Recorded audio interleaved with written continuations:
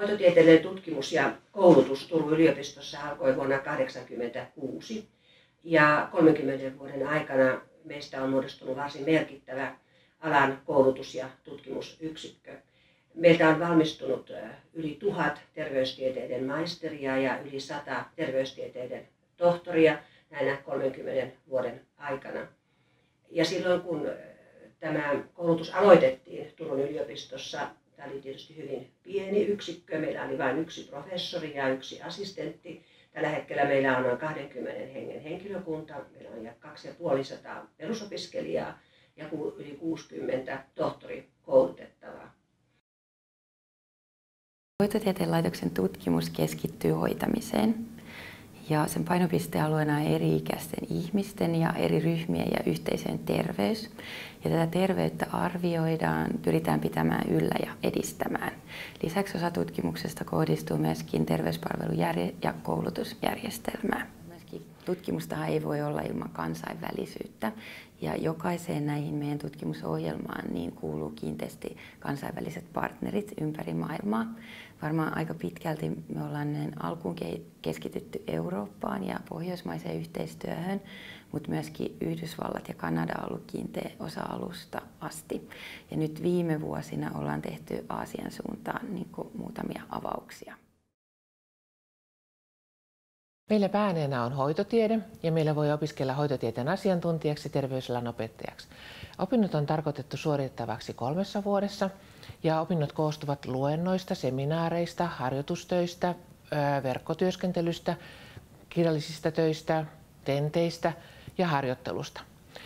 Osan harjoittelusta voi toteuttaa ulkomailla ja meillä on myös muutenkin kansainvälistä opetusta. Hoitotieteen laitokselle perustettiin vuonna 2008 ensimmäisenä Suomessa hoitotieteen tutkijalinja, joka tarkoittaa sitä, että jo perusopintojen aikana opiskelija voi perehtyä tutkimuksen tekoon syvällisemmin kuin mitä itse perusopinnot antavat aihetta. Ilmapiiri, se on meillä rohkaiseva, avoin, kannustava ja me pyritään siihen, että jokainen opiskelija täällä oppii itsenäiseen, perusteltuun päätöksentekoon ja tekemään ratkaisuja itsenäisesti. Mulla itsellä oli henkilökohtainen unelma ihan monta vuotta sitten, että mä pääsisin tänne opiskelemaan. Terveydenhuollon ala koko ajan isojen muutospaineiden alla ja jotenkin koin, että se johtamisen merkitys yhä enemmän näyttäytyy ja siinä tarvitaan muutosta ja sen takia mä lähdin ihan tätä johtajuutta opiskelemaan tänne. Mulla on ollut vähän sama tyyppinen, että mulla on ollut aina sellainen ajatus, että mä oon opettajapuolella niin ollut aina sellainen, jo silloin ensimmäisessä opintovaiheessa niin sellainen ajatus, että mä haluaisin olla opettamassa tätä asiaa. Mulla oli itselle, että kaivasi vähän lisää tai uusia haasteita ja myös mulla oli isona pointtina se, että vuorotyön niin pääsisi päivätöihin. Tutkimuksen teko on ollut se pääsyy, miksi on sitten tänne hakeutunut.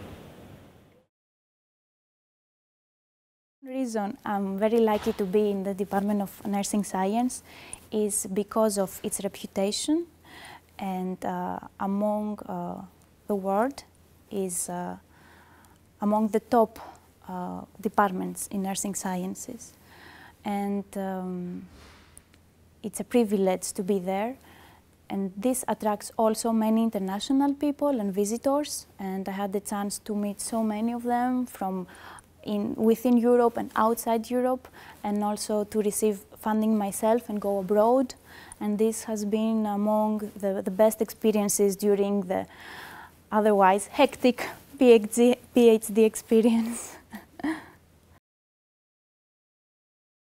Hoitotieteen laitos on aktiivinen, monipuolinen ja luotettava yhteistyökumppani ja myös hyvin haluttu yhteistyökumppani. Keskeisiä toimijoita on sairaanhoitopiiri ja Turun alueella tietysti TYKS, oppilaitokset, yksityiset firmat, yritykset ja muut yhteiskunnalliset toimijat. Mulle henkilökohtaisesti työelämässä Hoitotieteen laitoksen opinnot on antanut vahvuuksia johtamisessa, tutkimuksen kytkemisessä käytännön työelämään ja myöskin sitten vielä opetuksellisia vahvuuksia liittyen käytännön näkökulmasta opiskelijoiden ohjaukseen.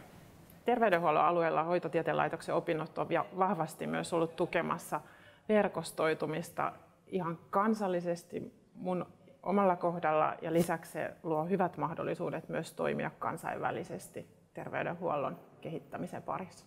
Huikea sisältörikas kokonaisuus tämä niin kuin didaktiikan ala. Tämä on niin monipuolinen ja niin käytännönläheinen myös, vaikka se tutkimus totta kai on aina siellä taustalla, mikä niin kuin ehdottomasti pitääkin olla. Mutta se, että tästä saa niin kuin otteen siitä työelämästä, mitä se ihan oikeasti on, niin ei muuta kuin mukavaa ja kaikki irti, mitä vaan pystyy opiskeluaikana saamaan, niin hyvä tulee.